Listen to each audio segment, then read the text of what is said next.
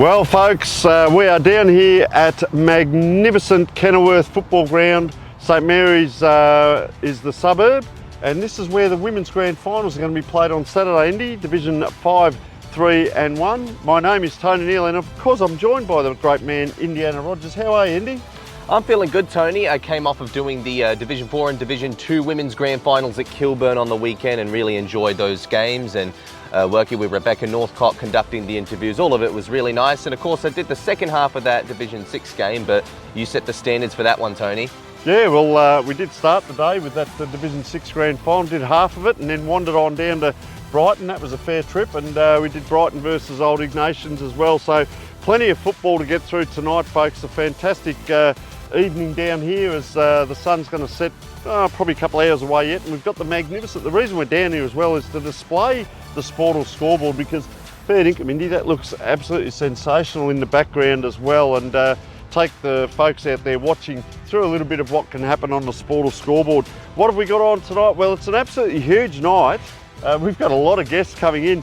First of all, we are joined by our division specialists, because all of the divisions are going to be looked at as we're at the end of the home and away season. So a comprehensive wrap of each division. Who is the coach of the week? And Indy, you'll be announcing that because you are the Division 3 specialist, and the coach is from Division 3. Yes, true, Tony, and you'll also be putting the microscope on two Division 1 teams. You've cited something out ahead of the exciting Division 1 Adelaide Footy League Finals series to cover.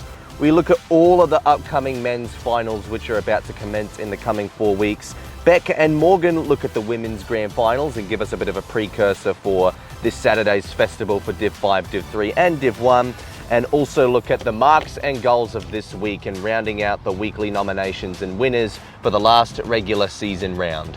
And Indy, for all the guests out there, we're getting all the so-called experts coming in. All of our commentators from Division 1 are all going to come in. We're going to do a round table hosted by Phil Herden. This is going to be sensational. There'll be 8 voices going at once, like chucking chook pellets into the chook pen. They'll all be going with their expert, look at, the previews, the reviews, tips for who's going to win the grand final, and also tips for the medal winner. So folks, stay tuned, a little bit different tonight, and it is absolutely sensational. Get the sunscreen out, Indy. Game on. It's time to take a look at our final regular season winner for Coach of the Week, and this time we decided to look at Division 3 this weekend for the final round of the Adelaide Footy League regular season. Well, there was a pivotal match between Hope Valley and Pembroke. Hope Valley were fighting to keep their chances of a top 3 finish alive, while Pembroke needed to win to just qualify for finals. Otherwise, Scotch would have overtaken them. And after a bit of a shaky start, there was a huge final quarter put together by Pembroke to seal the game, beat Hope Valley, and well, they're going to have to come up against them again in the span of just another week. So they're facing the same opposition in the span of 2 weeks, a very uncommon sight. But Mark Evans was brave enough to take them on, and he'll be even braver once again to come up against Hope Valley this week. So congratulations to Mark Evans for coaching Pembroke to a finals campaign in 2023. Your reward, 2 bottles of premium wines from Random Shot, Shiraz and Cab Sav. So congratulations, Mark Evans. We'll send these to you when we got the time.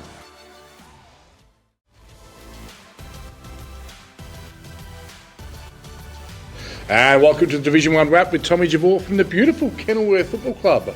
Home of many a wonderful Gaelic memory for myself and many other people here, and of course, home of the Kookaburras. Thanks for hosting us tonight for what's going to be a very special night between the posts. But speaking of special, we have come to the conclusion of the minor round. For 5 teams, they've probably had their Mad Monday. They might be having Toasted Tuesday for all I know, who knows. But 5 teams remain in finals. Well, let's have a look at last week's games. And we've got some other things to go through as well. It's a pretty exciting time. It's that spring fever in the air. It's coming up this weekend. Let's start with the Stream Team game. I wasn't at the Stream Team game this week, but how good was Adam Jeffries and Phil Herden? They didn't miss a beat. And it was Sacred Heart at Sacred Heart, 10-4-64, falling to Glenunga, 10-15-75, an 11-point margin there to the Rams, which, again, secured that minor premiership by a game and a half. The player in footage, I'm sure you've heard of him. I'm sure you recognise him. It's number 10, the big bear, Abe Davis. Now, we've stopped revealing the votes, but you've probably worked it out yourself. This guy has had some sort of season. Without doubt, I don't want to steal the round table discussion, but the recruit of the year by the length of the Flemington Straight. Well done, Abe. In that footage, you'll see him have 22 touches, 3 clearances, 3 marks, 9 savage cocoon of terror tackles. He wraps them up and he stays wrapped up. And 2 beautiful goals to finish off. Well done, Abe, on a great year. Other goal kicks for Shock, it was son of Paula, Oscar Lovelock, kicking 5. A great day out for him. An interesting name on the other side. We've talked about Abe Davis. Michael Wunke, the streamlined fit Michael Wunke is back. He's taking the best defender. Another 3 goals on the weekend and a bit of an award as well. Watch out for Glenunga. They seem to have made, well, the last 3 weeks, let's be honest, they've knocked off Sacred Heart, Port District, PAC, the big 3 challenges for their title. Who's going to stop them? Later on, we'll find out in the round table, maybe. All right, let's look at those awards. Stream Team Game awards coming out the Yin Yang. No TJ award, obviously, because I wasn't there. But the Moseley Voucher Best Team Player went to Zachy Smith. Another great game by Zach Smith. I reckon he truly is one of the best intercept defenders in Division 1. 13 touches, goes at 92% though. He sets up a lot of their play. Him and his brother Sam, and boy do they love each other. They're like the Woodies. Passionate love. I ran into Sam today, had a dog roll with him. That defence is just looking elite, and he led it on the weekend. The Neo North Mouthguard Player of the Day, awarded by the great man Phil Hurden, went to that man, Chine, Mike Wunke, for a beautiful goal. So well done to Mike, and gave us plenty of time after the game. And the Best On Ground New Balance voucher, and that's the complete set now. He's got the set of 12. Abe Davis got the Dartfish beanie to go with the New Balance voucher. Better players: Sacred Heart, Lovelock, Cross, Moore, Glorious and Noble again. 26 hit-outs in ruck. He's always doing his job. Whilst for Glenunga, Abe Davis, Wunke. Tully Kennett for the second time in a row. I gave him votes last week. Not sure if I meant to say that or not. I thought he was fantastic. Putting together a real good back half of the season. Zachy Smith. Nick Egar, again, he's not just the sexiest man at Glenunga. He's one of the best lockdown defenders as well. And Michael Bowden, player you wouldn't recognise. Another player, Glenunga, they find these players, they've just got a big rock they turn over and they appear. 22 touches, not a bad effort for Michael Bowden. Not sure he'll qualify for the finals. Let's have a quick look at the team stats before we wrap up this game. Again, it's Glenunga, 11 more scoring shots despite having 45 less disposals. You know, I'm not letting away any secrets here, and I've got Nathan Grimer on Community Bounce tomorrow night, so there's no secret here to the way Glenunga play. They take the long ball, they play high intense footy, they get more inside 50s, so that 11 more of them. 15 less marks, they will let you chip the ball around, but 20 more tackles, and the big one for me, 7 more clearances. When Glenunga win the clearances, they win the game because they get the ball and they control the areas of the ground. So for Glenunga, without getting too far ahead of myself, it is a week off. Sacred Heart will move on to the qualifying final against PAC. Let's have a look at some of those other games. Speaking of PAC, 15-15, 105 were too good for Tea Tree Gully, 8-8-56. Our player in focus is number 9 from PAC, from AFL superstar Jack Trengrove. Some of his highlights will include 32 disposals at 88%, 14 marks, and a nice way to finish off 3 goals. 32 and 3, you take that every day of the week. Other major goal scorers, good to see Razzle Dazzle Brazzle back in the mix with 5, and the Juice, Jaden Davis, with 2. More on the Juice later on. For Tea Tree Gully, it was Cairnsdale and Heffernan who both got a brace. Team stats, 14 more scoring shots to PAC, 122 more disposals. When you let the Reds control the ball, they control the game. And that was evident. 49 more marks they do, and then that leads to the inside 50 count being lopsided, 13 more of them. Better players, Tea Tree Gully, Luke Brown, the man about town with 33, the Hef, and Blake Tickets Penny. Probably your best ruckman of the year for mine, 29 hit-outs. He leads them and leads them really well. He's a great footballer, the big Ticky. For PAC, some familiar names who need no introduction. Trengrove, Bradley with 22, Jolly with 38. Here's a game for you. Brazzle and Ollie Clark. All in all, a good way for PAC to finish the year. They head in with they move into that qualifying final with a head of steam. They may be Glenunga's biggest challenger. The next one, well, wasn't this the talk of the internet? Broadview and Goodwood. After 34 years, the Goodwood Saints have been relegated. I love the Goodwood Footy Club, but I've watched them beat Payneham a few times in grand finals and it hurt. You don't want to see the best teams go down there. A great club, they'll be back. But 34 years, the longest standing team in Div 1. I think now, Phil's not going to tell me, but I think perhaps it's Port District with only about 10 years as the longest reigning team. We'll probably talk about that a bit later on. But yeah, Broadview got the job done. 11-12-78, Goodwood 10-9-69. Best on ground, or the player in focus, will be number 7 for Broadview, Nick Little, 22 touches at 91%. Pretty nice game of football there. It was interesting to note that Goodwood did lead all day by 6 points at quarter time, 12 points at the half, 4 points at three-quarter time. Broadview lifted, won by the 9 points. What they did need is a 73-point differential with Tea Tree Gully, though. They didn't quite get it. Tea Tree Gully gone down by 49. They missed the finals, essentially, by a couple of goals. Tough luck for Broadview, really. And, of course, Vince Cosme has said they'll win 2 flags in 5 years. Well, it won't be this year. But a great club, $9 million facilities. Watch out for them. Goal kickers, J.O. O'Leary 2, and 10 goal kickers for Broadview. So a good spread. They've done that all year. For Goodwood, Cleland, Dykeman and Ridgewell all kicked 2. Looking at the stats, Broadview, 29 more disposals, 12 more inside 50s, had 6 less turnovers and 5 more tackles. Probably leads to, apart from that, it was fairly even across the board. Probably the better team on the day and got the job done, wore them down. Better players for Goodwood, it was Banana Rana, their best player, the big fella. Tommy Lynch, the defender, red-headed defender. I really like the way he goes about it, real honest defender. And Dykeman and Jack Carter in defence as well. Real good leader of that defence. For Broadview, Little, Flanagan, that man that was Samuel Daniele, who added me on Facebook the other day. Thanks for that. Make of that what you will. 25 touches, obviously watches the show. 25 touches, pretty standard for him. J. O'Leary, 27. And all in all, Broadview, what a great young team they are. So close yet so far. You've got to feel for them, but they will. Vince is on the right track. They're a club on the rise. They're going up, not down. I expect them to play finals next year, and what happens from there is anyone's guess. But for these 2 teams, that is the end of the year. All right, our next game. 2 other teams who say goodbye to us in 2023. Brighton 11-9-75. Old Iggy's a much improved showing, 8-8-54. Our player in focus is Otis Carthy, 19 disposals, 8 marks, 7 tackles and a goal. A nice, well-rounded game. Other goal kickers, Jake Tarker and Ricky O'Loughlin Johncock kicked 3 for Brighton each, whilst Tommy Scanlon kicked 2 for Old Iggy's. Team stats, reasonably even with a slight ascendancy to Brighton in the areas you'd expect. Let's just have a look at the best players. Will Ferrari, good season by Will. I think he spent some time as a top-up for the Crows. He had 22, he was named their best. Brad Jones, James Kennedy, not Jane Kennedy, she was on the Late Show, 18-1, and Liam Elliott Mitchell, the most capped player on Play HQ with 22-1 for that club. For Brighton, it was Bricky O with his 3 and 24 touches, Dane McGarry with his 27, Otis Carthy and Harry Boyle did a great job as well.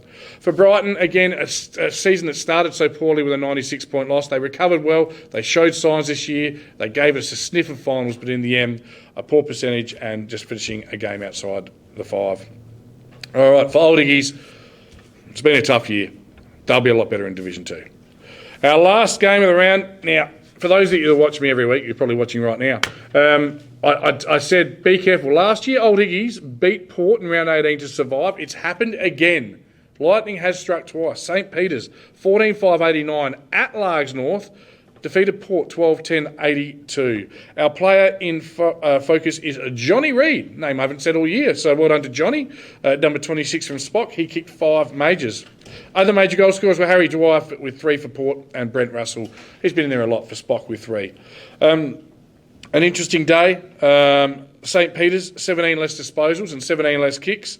They had 1 more inside 50. They had 3 less scoring shots. They had 46 less marks, but they did have 26 more clearances, and I'll tell you why in a minute. Better players for, we'll start with Port. Kenny Carpenter, the gaff, he's in there every week. Lockie Gregg and Dwyer. Whilst for Spocky, who again, stay up, wowee. Johnny Reid, Chucky Allen with 24, Johnny Vrodos with 25. Well done, an amazing, consistent season, John Vrodos. Higgins, Rat Ray, and then there's one man I need to talk about. Because to avoid relegation from the position they were in, it took something special. It took something mammoth. It took a mammoth. Chuck Norris wasn't available, but I'll tell you who was. Jordan bloody Lockwood. He put the whole of St. It's like Hulk Hogan on his back. Jordan Lockwood, you are a star. 30 hit-outs, 4 clearances, 7 spoils, 42 intimidatory acts, and basically he was the man, the myth. Next year, make him captain, make him coach. He's going to win. He's going to win the Roll the Dice Award. He's going to win the McGarry. He's not even in the Sandfield. He's going to win it all. Jordan Lockwood, you're my favourite player. You've saved the club from relegation. All hail Jordan Lockwood! Rightio. Wonder if Jordan will add me on Facebook. Let's get serious again. It was a huge year for the goal kickers, and thanks to Jimmy from Dartfish. He's done a great job. He's done some editing for me. And let's have a look. We're going to go through the top 5. From Spock, another good player from Spock, mind you, was Brent Russell with 34 goals. Well done to Brent Russell. In 4th place, exciting, the action man, Pistol Pete Personos with 35 goals. Pretty good year for a small forward, averaging 2 goals a game in a team that struggled at time to find the goals. In 3rd place, with 38 goals from Sacred Heart, Tristan Kakuro, really good year. In 2nd place, on 47 goals from Prince Alfred College, was Old Scholars, was the man originally from North, Razzle Dazzle Tyson Brazzle, okay, or the man they call T-Bone. Well done. But our winner, this one excites me. Yes, that's right. He's from the Javor Footy Factory. The man we call the Juice, Jaden Davis, the 19-year-old left-footed architect. He is such a beautiful kick for goal. He kicked 51. Congratulations, mate. You've won an Association League goal-kicking medal. I'm not sure when they present that to you these days, but something they can never take away from you. And I'm sure your stocks will rise, and there'll be sample clubs looking at that and be very interested in your services potentially moving forward. For a 19-year-old, you've had an outstanding year. Well done, young man. Good luck in the finals. Let's have a look at that ladder now as it lands at the end of the year, and what a year it was. I can still remember the excitement in round 1, and it's been great at all the games. Well done to all the commentators who called all the games. Of course, Phil and Adam, we've had an absolute ball calling, watching this unfold. Glenunga finishing top 16-2. PAC and Shock, 2nd and 3rd, will play each other this week. Port, Tea Tree Gully. Port 11-7, Tea Tree Gully 8-10. Broadies, again, they miss out by 0.3 of a percentage point on 8-10. So close. Brighton, 7-11. Spock, they've come from behind late. Can't help but think that game where they beat Goodwood and they were 5 goals down and kicked the last 7 goals of the game was the difference in the end. 6-11. Goodwood go down, as I've mentioned, and Old Iggy's also head down. So let's have a look at this week's games because they are huge. And we will start with the qualifying final. The qualifying final is PAC versus Sacred Heart. What are the strengths? Well, if I'm holistically looking at all the teams in the finals, the team with the best forward line or the most dangerous forwards has to be PAC, 1 and 2 in the goal kicking list, absolutely.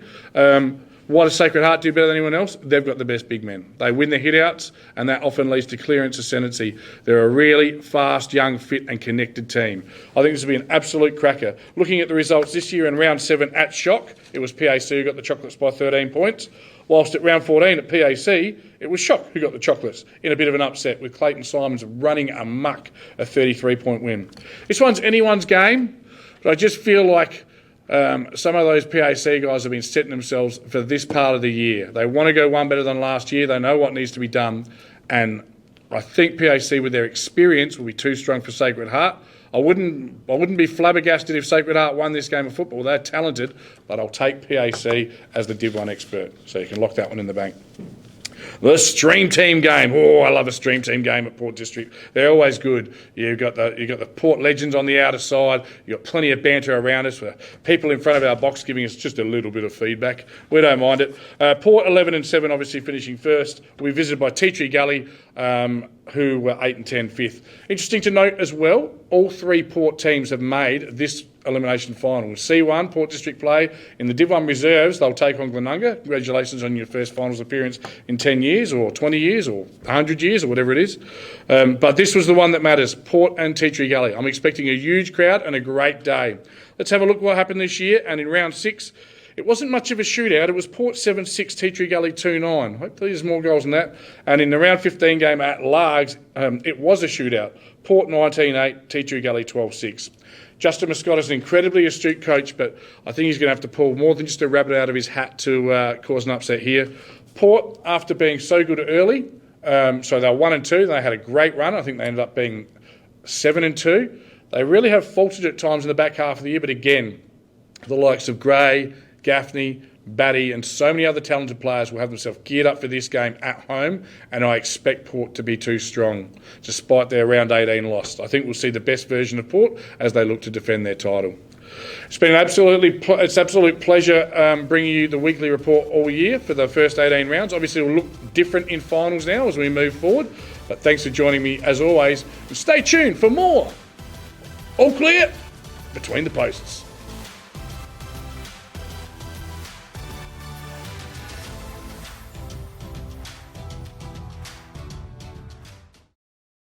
Divisions 2 through to 6, the regular season has ended for each of them, and now it's time to wrap up the seasons with some specialist coverage. Let's take a bit of a preview first of what some of the specialist coverage throughout the week will look like. But remember, the full segments for each of the divisions will be coming out separately on the official Adelaide Footy League Facebook page. Welcome back to Between the Post Division 2 wrap. My name is Matt Gale. Thanks for joining us.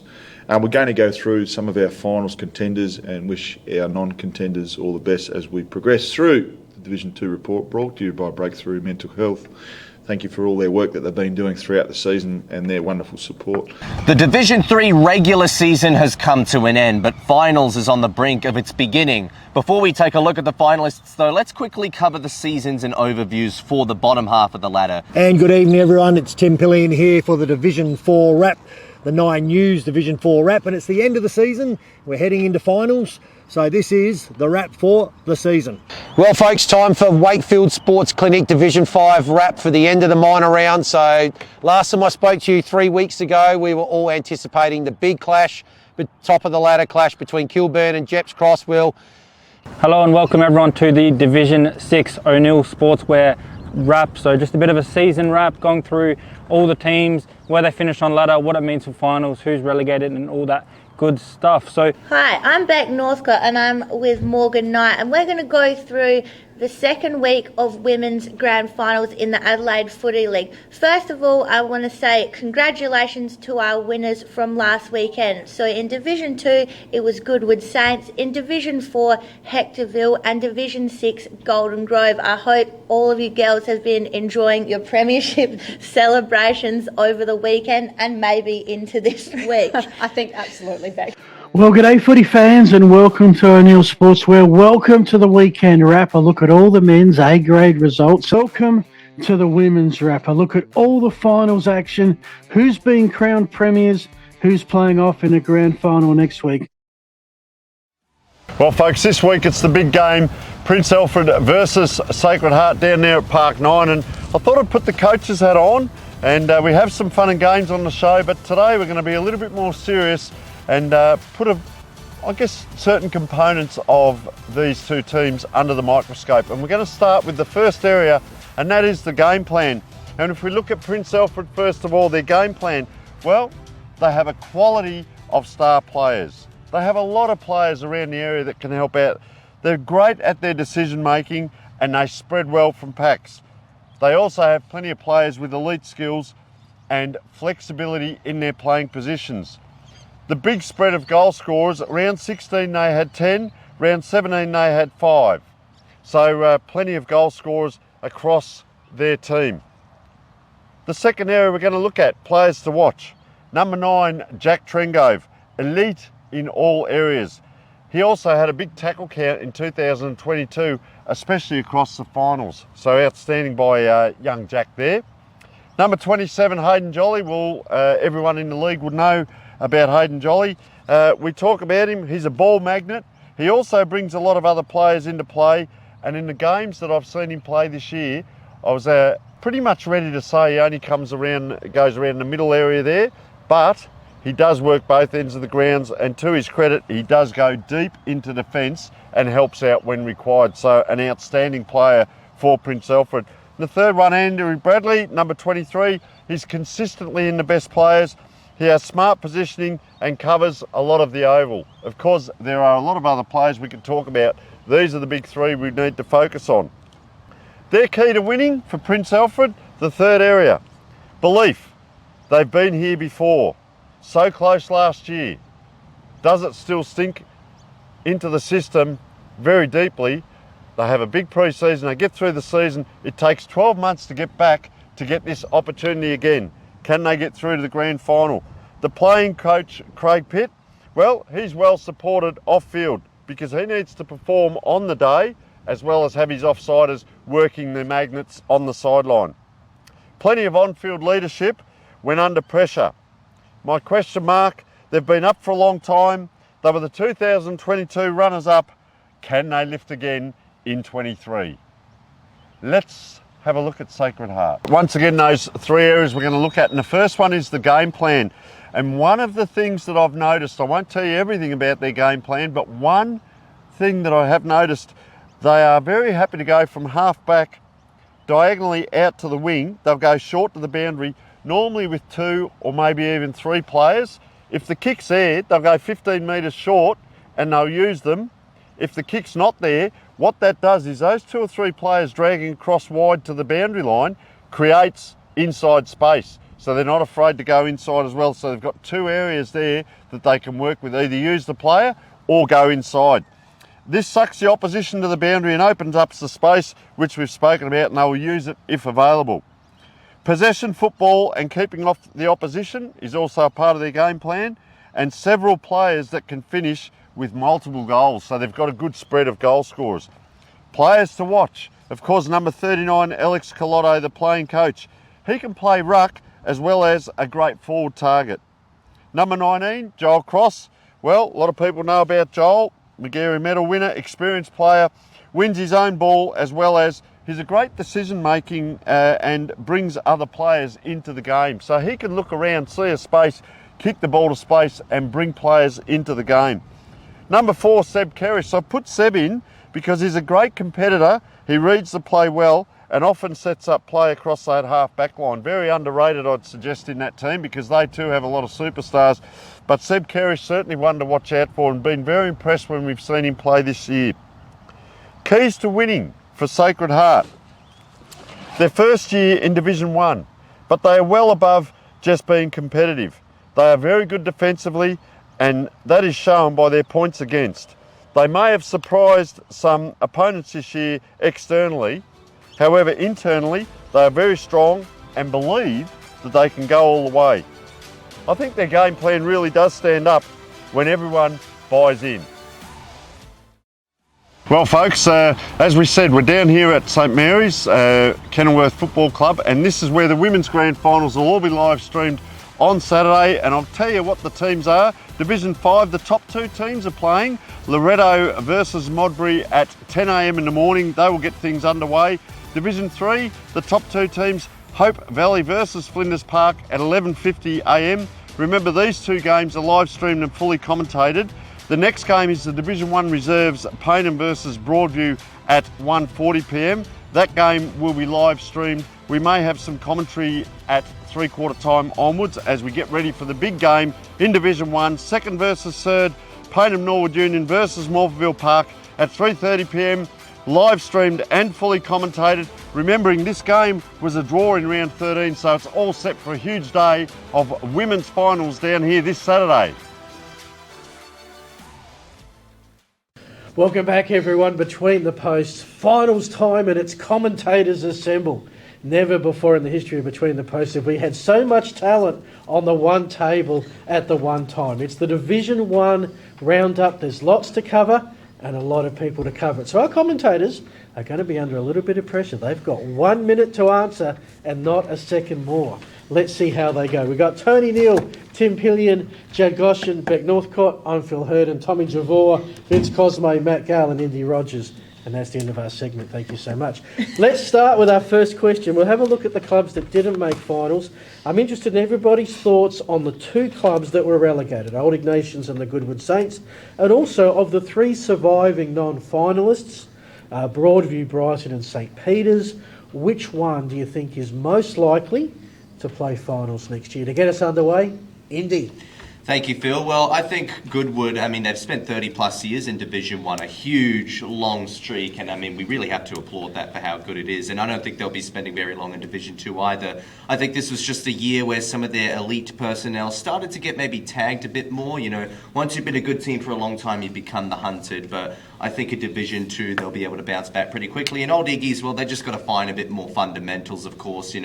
This year, sometimes they didn't defend enough, sometimes they didn't attack enough, so it's finding a more sophisticated and definite identity. As for the teams from 5th to 7th that could finish in the finals next year, I'm backing in Broadview. They were only 0.3% off of doing it this year. But I also think if Brighton can find a good backup to Wellesby, then I think they get a proper forward structure and Jake Tarker with a full season under the belt. And obviously St Peters have also got a lot of finals experience from years gone by, so I wouldn't rule them out either. I think Broadview's probably the bet for me though, so that's the one that stands out. Not bad for a non-betting man. Excellent. I'm going to go with Goodwood to bounce back in 2025, back into Division 1. Not so certain on Old Ignatians. I'm actually predicting they'll be free falling down to Division 4 in 2026. Harsh, but fair in my book. I'm going to go with Brighton to be the pick of the bunch for next year. St Peter's, watched them on the weekend, they were tremendous. Broadview have got plenty of credit points in the bank, but I just like the way Brighton plays. I think they're ready to recruit heavily, and we'll see them in the finals next year. Probably out of the ones that I'll see, I'm actually going to predict Golden Grove will actually be playing finals in 2024. That's a story for another day. I'd have to say I agree with you there, mate. I think Golden Grove are a big chance. We saw one team that came up this year is going to be playing finals, and the other one's missed out by 0.3. So maybe that gap to Division 1's not so big as what it was in years gone by. But poor old Iggies, they never were really in the hunt. They had a big player turnover during the off-season. I think Gould were extremely lucky. It looked for all money all year, that amazing 2 goals 15 to 4 goals 3 draw that they had against Prince Alfred was going to be the difference to keep them up. And can I just say, well done to Spot, 4 of the last 5 to actually get up and survive. So amazing effort by them on the back of Jordan Lockwood, of course, TJ, and the Adonis. Fantastic effort by John Vrodos leading them. I think he got more best in the best players than any other player this year. So well done. I just don't think they've won enough games. So for the teams that, yes, well, I have to say Broadview because I'm predicting Broadview big things. So I think they will be going into the finals next year. Beautifully done there, mate. Obviously a lot of like-minded individuals here because basically I've got 12 points. You've covered them all. Thanks, guys. But let's start with Old Iggies and some of those names in the off-season. They were a rookie, Anthony Wilson, Wabbit, their captain, Bernoli, DePrince, and then Boots getting injured. It's just too much to cover. A mass exodus, 9 C graders playing A grade. They never really stood a chance, and they finished where we all thought they'd finish and predicted. Goodwood, for me, it was a year of missed opportunities. Only 4 weeks ago, we were there watching them, and they were 5 goals up against Spock, and everything was going well, and then enter Jordan Lockwood. And opportunities were missed. Inaccuracy happened regularly throughout the year, and they dropped games they shouldn't have. A month ago, we're entertaining finals. They get relegated. It happens in Div 1. It's happened at many, many clubs. Finally, it happens to Goodwood. Part 2 of the question, who will play finals? Yeah, Broadview. So they've locked in Jesse White already for next year, which is huge. That's massive. That should be key forward. And Golden Grove, the other one to come up, absolutely, will play finals. And then the mighty PNU Falcons, watch out for them next year. Ooh. Can't wait. Look, Old Iggies, rumours at the start of the season where they'd struggle, they proved to fruition a tough year. Hopefully they enjoy Division 2 a little bit better at their wonderful Karen Rotten facilities. And the Goodwood Saints had 4 chances to seal the deal for safety in the last few weeks. The draw with Prince Alfred, probably the greatest result. 1 more point, they'd be playing Div 1 next year. St Peter's, as TJ covered. Port District was within a goal. Second to last game, and Broadview went back and forth. They couldn't seal any one of those 4.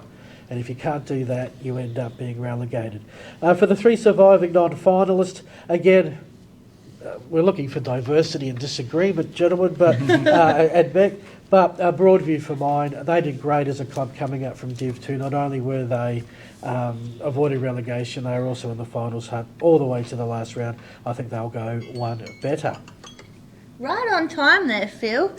Now, for me, I think, as everyone said, Old Iggies have had a bit of a rough year, but as you touched on, they got one of the best decks in the league, so, they can hold on to that, go down to Div 2, I think, get some confidence, win some games. It's pretty rough slogging it out all year for not many wins, so I hope they can go down, get a few wins on the board. Goody Saints, they've spent so much time in Div 1, so time for a bit of a break. But interestingly, their women's team just won the Division 2 premiership, and they'll be going up to Division 1 in the women's themselves. So a little bit of a swapsy there for them. So maybe they can get some inspiration from their great women's side. As for the side's still up in Div 1, I'm going to go with St Peter's. I worked on quite a few of their games and was really impressed. When they play at their best, they're elite. So if they can do that, whole season finals for them. Sounds good, Beck.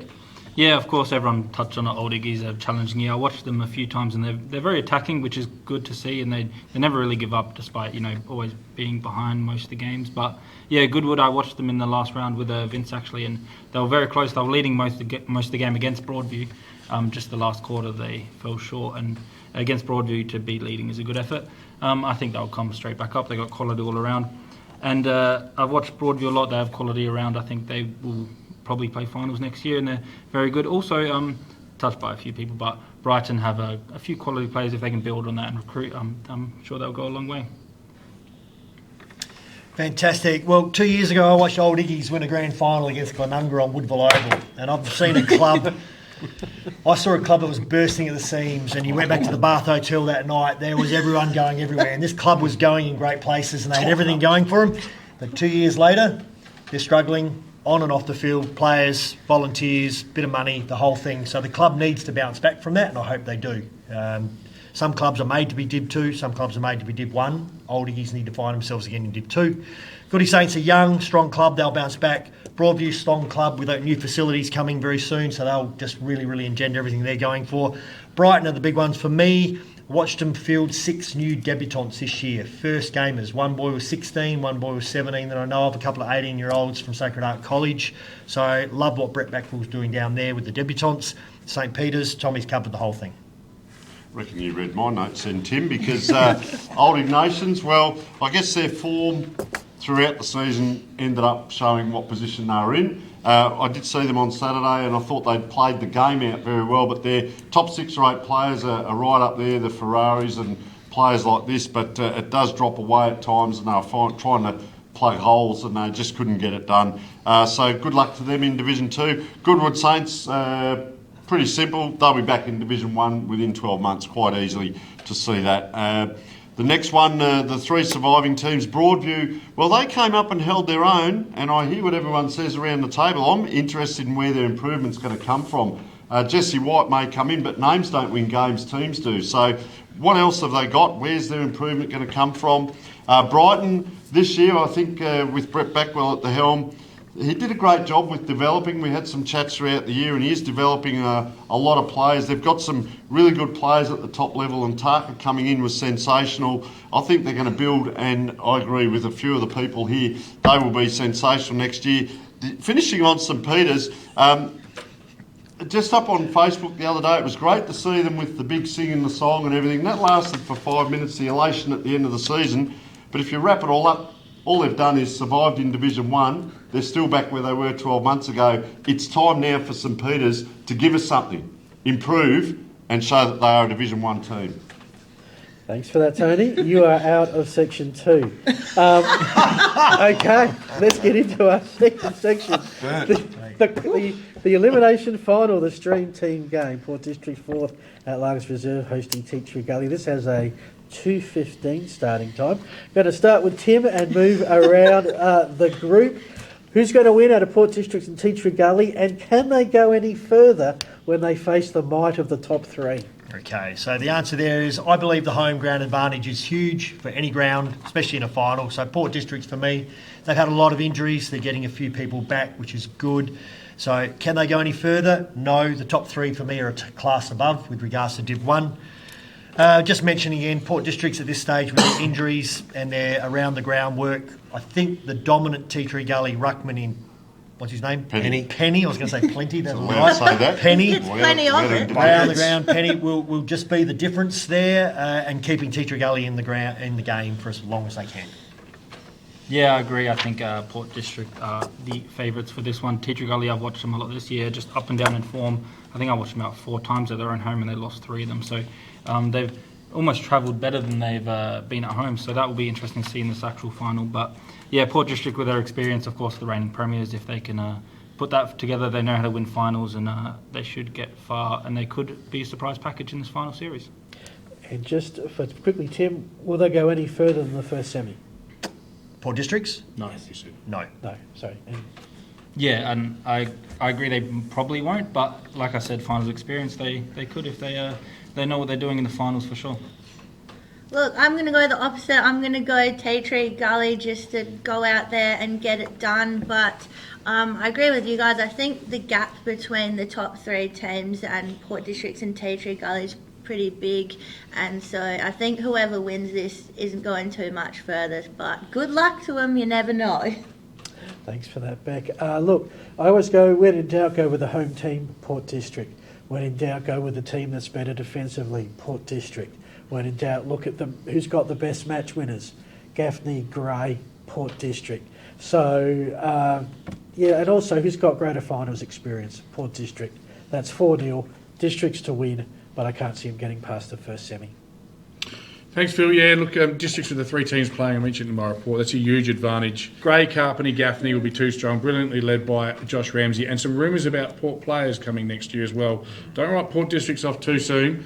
I think they'll win this week. I don't think they'll go any further. I agree with Timmy 100%. The advantage in ruck will be clear for Blake Penny to give McKay and Brown use. Can Persnos and Latham kick enough goals? I don't think so. Port for mine. Well, I just want to know, will the Rural Port District stand up? Because they started a little bit slowly, one of the first 3. Called them in round 3 when they were beaten by Shock. Then I called them 4 times at home, their next 4 home games. They won them all on the back of 8 in a row to go from 1-2 to 9-2. And then they've sort of just fallen in a bit of a hole the last few weeks. I think a team with the experienced players and the experience they got out of winning the last year, I might have got to a point in the season where they're sort of just waiting for this weekend to happen, and I think they're going to come out and absolutely win this game very, very comfortably. I think Tea Tree Gully, they've copped a heap of injuries to key players, a lot of knee injuries throughout the year, so I think they've done really well to finish 5th, but I can't see them getting past this week at all. Port Districts are a chance to maybe go a little bit further, but I think that's more likely against Sacred Heart rather than Prince Alfred. Yeah, great call. I agree with almost the majority of what everyone said. Did the Port Districts game on the weekend. It's very hard coming up against a side like St Peter's who are playing to stay above the relegation zone. Sides can turn it around after a loss like that. They didn't have many winners across the field. I think the best 3 players on the ground were clearly St Peter's players. I'm expecting them to bounce back at home. It is an unusual shaped ground with the bongo van behind the goals, the regular supporting crew. I've been saying all year that Tea Tree Gully do not travel much, don't play well beyond Jepps Cross. I hope that's not the case. I really like their structure. I like their big men and big buckets, but I just don't think they'll get the job done. They'll probably overachieve where their committee probably sees them at the moment. Neither team will go beyond that next week, whether they come up against Sacred Heart or PAC. Well, Port Districts definitely have the higher quality profiles on their list, but I think Tea Tree, if they come with a dedicated plan, and they are very aggressive when they're at their sharpest, so I think that they can try and counteract their structure with something. The game will be a lot closer than most people expect, but I think Port Districts by default. That being said, I don't think either of those teams are going to advance much further beyond the loser of that qualifying between Prince Alfred and Sacred Heart, and that's mostly because I think Port Districts in particular haven't quite figured out how to defend from the midfield. Just needs to get a bit more defensive output into him. Alrighty. Now, coming out of the penalty box in one sentence, Tony Neal, who's going to win and why? Port District, too much quality through the midfield. Thanks, Tony. So 7 Port District, 1 Tea Tree Gully, no one going beyond the first semi-final. Yep. We'll take a break. Be back with more roundtable discussion very shortly. All of us on Between the Posts tonight on behalf of the Adelaide Footy League would like to thank Luke Donaldson. We understand he will resign from his role as the Goodwood Saints coach, but his contributions to the league will not be forgotten. He's been a great participant and contributor to our causes, and we are very grateful for the time that he's given towards us. So thank you very much, Luke Donaldson. Thanks, Luke. Just before we take a look at this week's nominations for the marks and goals, let's take a look at the winners from last week. The goal, which includes an ORTC $50 voucher, goes to Nick Gillard from the Walkerville Football Club in Division 4. Congratulations, you've won the final regular season nomination for goal of the week, or at least the second last when we get to this week's nominations. But before that, Tony, what about the mark of the week? Well, our last week's mark winner, let's see if this works. Oh, here it is. Have a look on the scoreboard behind us, Indy. I'm that excited. It's Michael Kenihan from Division 6 team Salisbury. And if you just look over to the, to the right of the screen, you can see Magnificent Bianco sponsor this one. So that young gentleman gets a $100 voucher from Bianco, and we thank Bianco very much. So Michael Kenihan, Division 6 Salisbury Football Club, you are a superstar with that mark. Well, now it's time to take a look at the nominations for this week. Remember, the top 3 nominations are always posted on the official Adelaide Footy League Facebook page. To make your own vote, please take a look at the Adelaide Footy League Facebook page and cast your vote using the appropriate emoji reaction.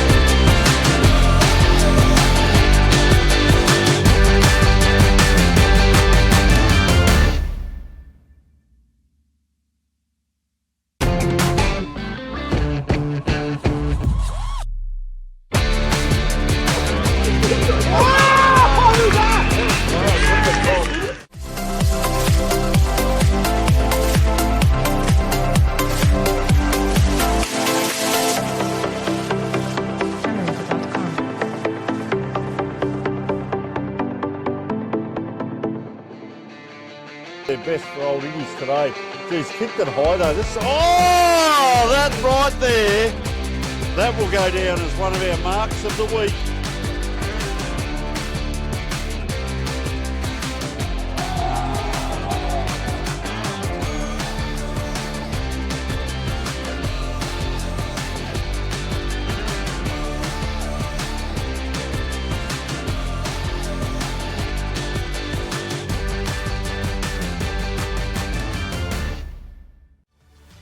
And welcome back to Between the Posts, your host with the most, Tommy Jamal right here. It's Buddy Bet time.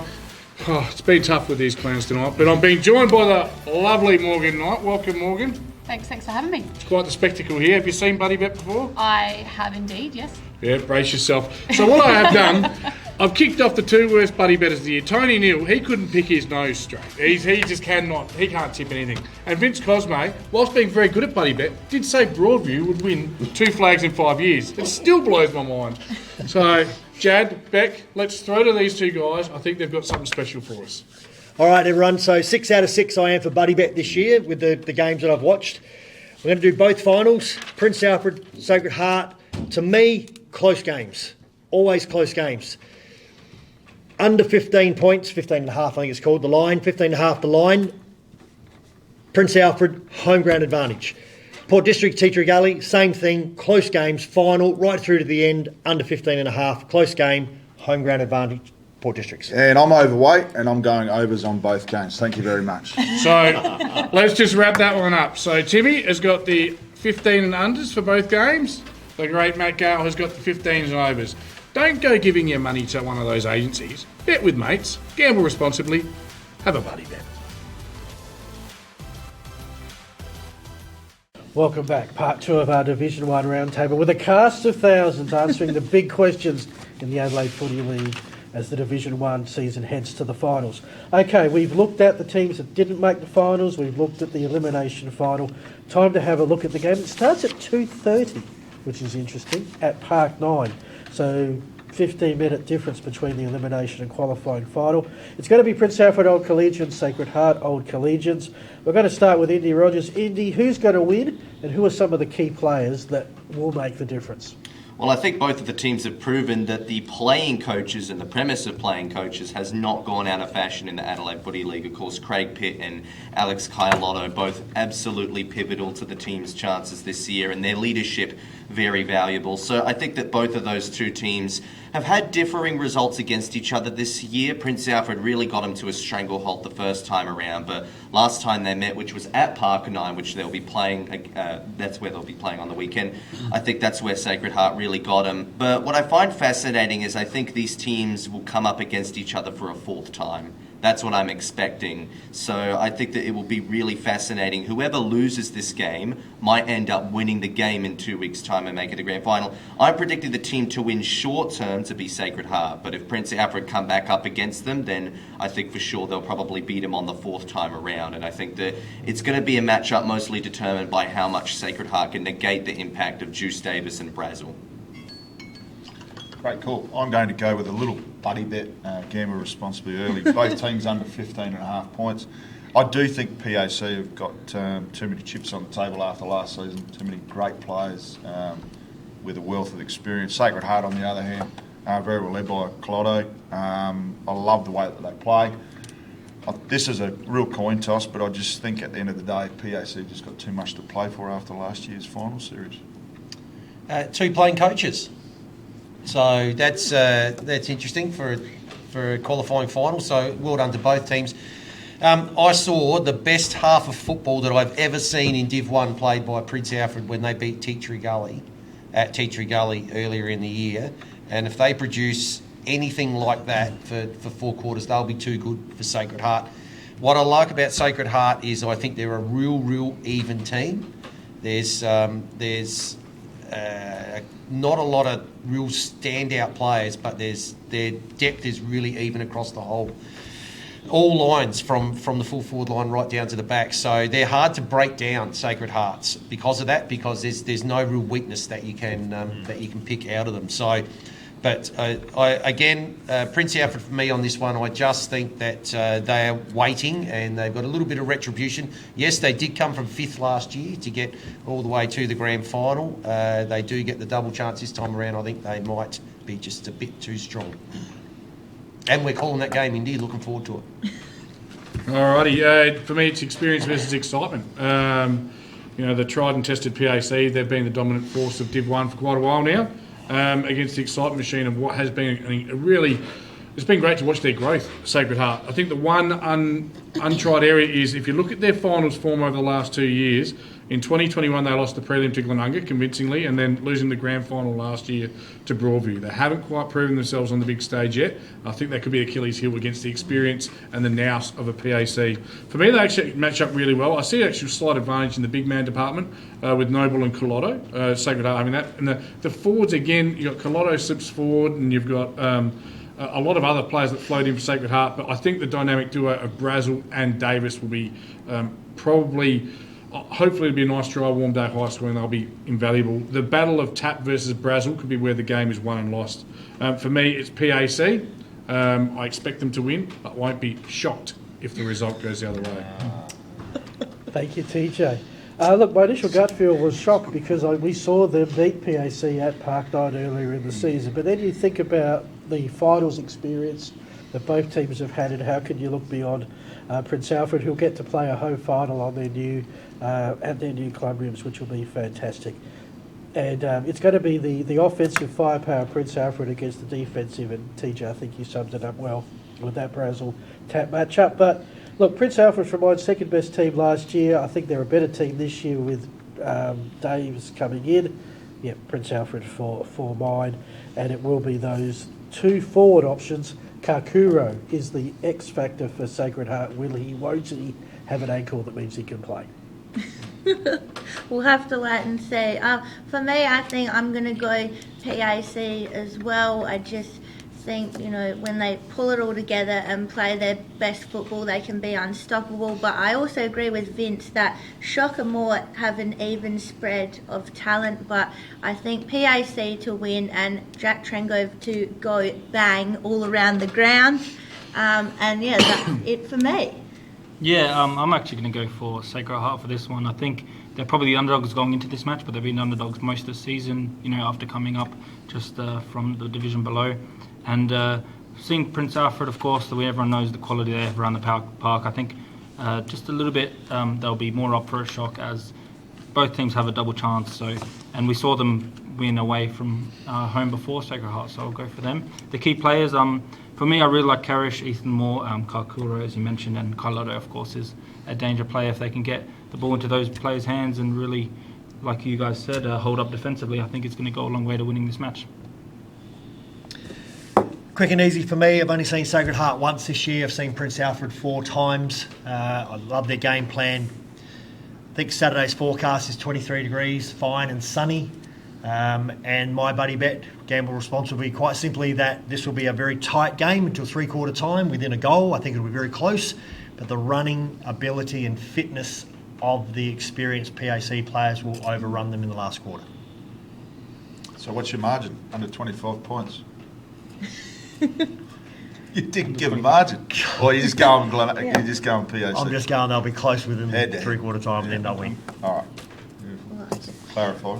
Righto, I spoke earlier on the show about these two teams, game plan versus game plan. They're two totally different game plans, first of all, and Prince Alfred got a quality of star players versus the Sacred Heart style of play, which is chip around, suck players in, get out the space, etc. Players to watch for mine, Prince Alfred, Trengove, Jolly and Bradley, amongst a pile of others. For Sacred Heart, Carlotto, Joel Cross is the one that no one's mentioned as well, and he would know how to play in big games and really be looking forward to helping Sacred Heart along. And Seb Kerish is the other one that someone mentioned as well. Really like him down back. Just remember with PAC, how burnt are they from last year? It takes 12 months to get back and get an opportunity, first of all, to get to the grand final. So my question is, are they hungry enough? And the answer is? PAC. Thank you, Tony. Alrighty, time for our final section, where we need to have a look at the team that will be resting and watching the games. They're on a 9-game winning streak, the Glenunga Rams, the minor premiers. Are they beatable? If so, where? And as you're rounding that off, can I have a prediction for the Keith Sims OAM medal, best and fairest in the competition? Your predicted grand final matchup, and who'll be taking the flag home grand final day? Righto, so first of all, Glenunga, are they beatable? Well, they are, but the key to beating them is not so much the team that comes in against them, it's Glenunga themselves. They'll be their own worst enemy. I'm going to touch on this next week, and it's about their preparation pre-game, and if everyone's on board, they are unbeatable. Prediction for the Keith Sims medal, Abe Davis for me. He plays mid, forward and back, and he's in front of the umpire a lot. The grand final game will be Prince Alfred versus Glenunga, and for me, Glenunga. Thanks, Tony. Are Glenunga beatable? Yes, I do think they are. I'm going to go back to my 2 years ago. Old Iggy's beat Glenunga in the grand final at Woodville Oval, and it was the running power of Old Iggy's on that day that ran over Glenunga. So I think they're strong down the spine. They're a good club. They're a good team. They're well drilled. But if someone gets them on the outside on a dry day with their running power, that's how they can be beaten. I've got to jump in and say they carried 5 injuries that game, and they stuffed up selection. 2 years ago, get over it. Anyhow, you're the one that mentioned it, brother. Keith Sims medal for me. I'm on the PAOC bandwagon. Hayden Jolly for the Keith Sims medal. Size 40s. For me, I think obviously they're beatable. They lost 2 games this year, so you've got to say that they're beatable. Teams can definitely take note of those games, go back and watch the games on Dartfish and find out how to beat them with the vision that they have on there. The other, for me, the best player, I've got Abe Davis as well. Some of the Smokies, we kind of mentioned a bit earlier, Alex McKay and Blake Penny, they might take a bit of votes off each other, but both are very dependable players. And we often see the best players come from those mid-table teams, so be interesting to see what happens there.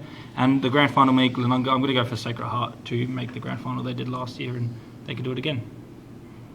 Nice. The division below, but yeah, they made it last year. Glenunga, for me, I think they were beatable in the season, but I think in the finals they're not going to be beatable. I think they're going to take it to another level and just absolutely go for it in the premiership race. I'm going to back in Abe Davis for the medal as well. I love how he rucks, but then also plays as a midfielder as well. As a tall, big guy, I think he's a huge asset, and I think the grand final will be Glenunga and PAC. Thanks for that, Beck. Phil, you're out of this one. Your phone kept ringing while I got him back. No, wait. The only weakness I see for Glenunga, who have been fantastic, and they've beaten everybody that's crossed their path in the last 9 rounds, is how do they adjust from playing every week to playing every fortnight? How quickly do they settle, and how quickly can they adjust when things maybe don't quite go their way, as tends to happen in big games early. Keith, but I think they are definitely the favourites. Keith Sims medal, Abe Davis, outstanding player on an outstanding team. I think there'll be very few games where he doesn't get a vote, and a stack of opportunities to get the 3. The grand final matchup, Glenunga, Prince Alfred, Old Collegians, and you've got to go with the team that's been so dominant going into the finals, and that's Glenunga. Yes, Phil, spot on, mate. You're talking about 9 in a row. Let's look at the last 3 in a row. 11 more scoring shots than Sacred Heart.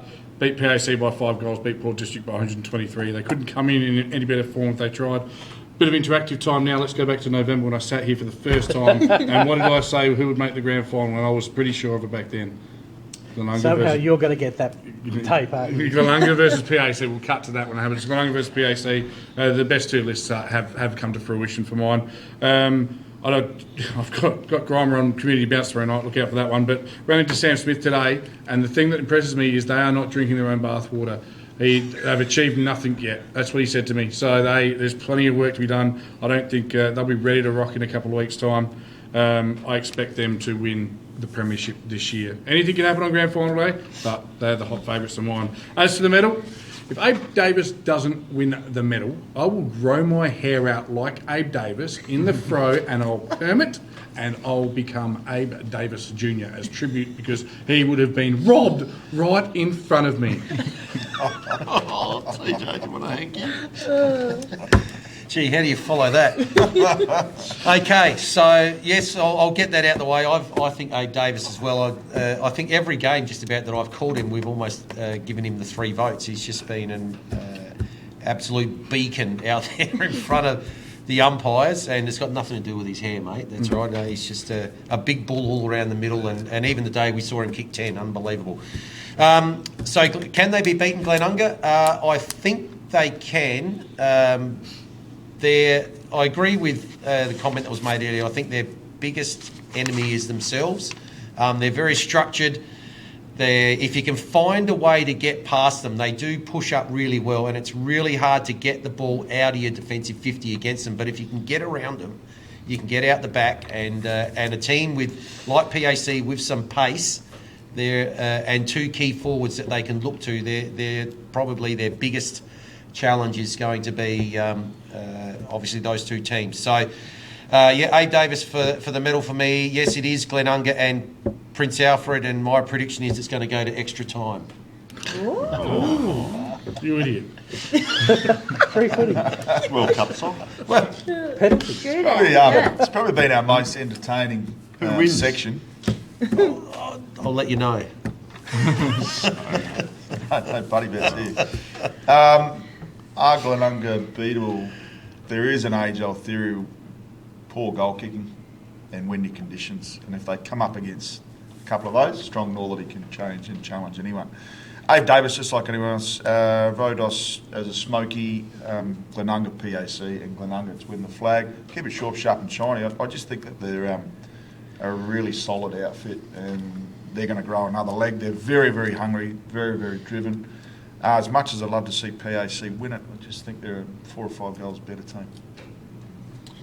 Well, I have to say, I think there is at least albeit a small chink in the armour, but there is just a little bit for Glenunga. I think they're one of the best teams in terms of they are an absolute tower powerhouse. They've got so many tall players. They've got some of the best ball movement and targets in the competition. But I think any team that can move the ball fast off of half-back, namely Prince Alfred, does at least have a bit of a half solution to being able to beat them. So that'll make the grand final matchup really interesting. I am expecting it to be Glenunga and Prince Alfred. I'd be tipping Prince Alfred for that, only because of finals DNA and experience. I think Glenunga getting exposed in a grand final, I mean, it happens with a lot of teams. They could go undefeated the whole year, but then on grand final day, everything changes.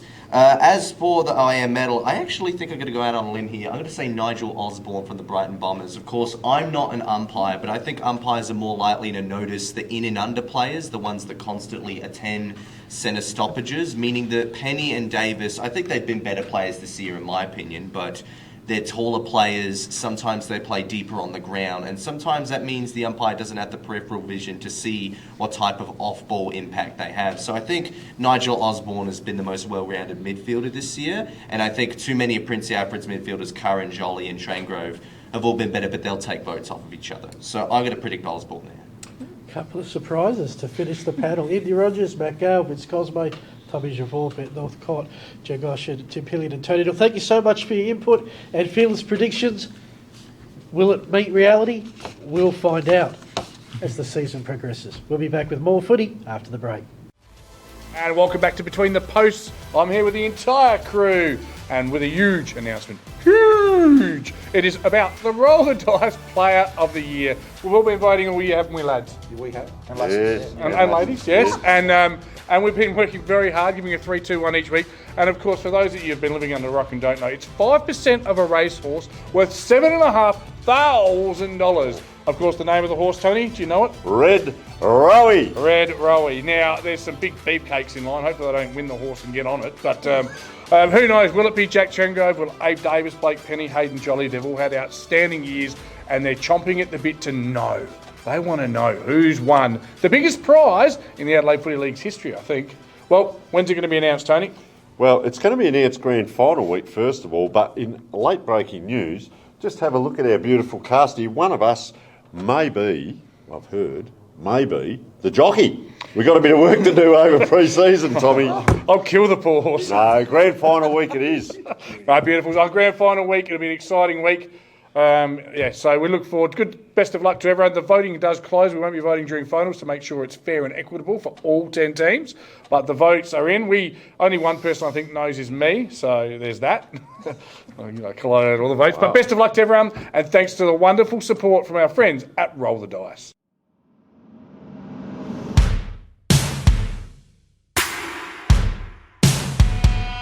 And Crone takes the lead in the Coolmore. Crone draws clean out from Mizzy. It's a Queensland victory. And a big payday for his owners, winning the English Millennium in a romp. But Ayrton the class, and Ayrton won the Victoria Handicap. But Mahuda goes all the way. Where again, Mahuda?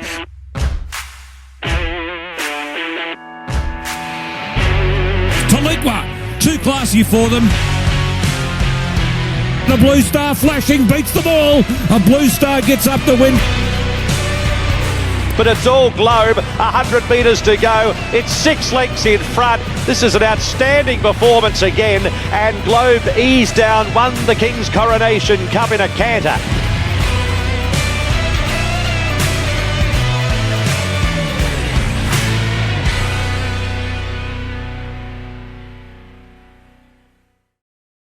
Well, Indy, we have some fun and games on the show. It has been absolutely sensational tonight.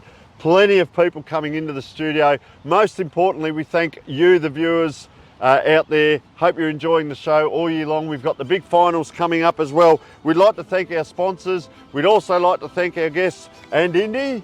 And remember, you can always find us on social media through our official Facebook page, our Filming Footy YouTube channel where we live stream all of the games, as well as the official Dartfish website, provided you have an accurate Dartfish account. But we'd like to thank all of you for watching, and we will be back to summarise the first week of finals, same time next week. You've been watching Between the Posts.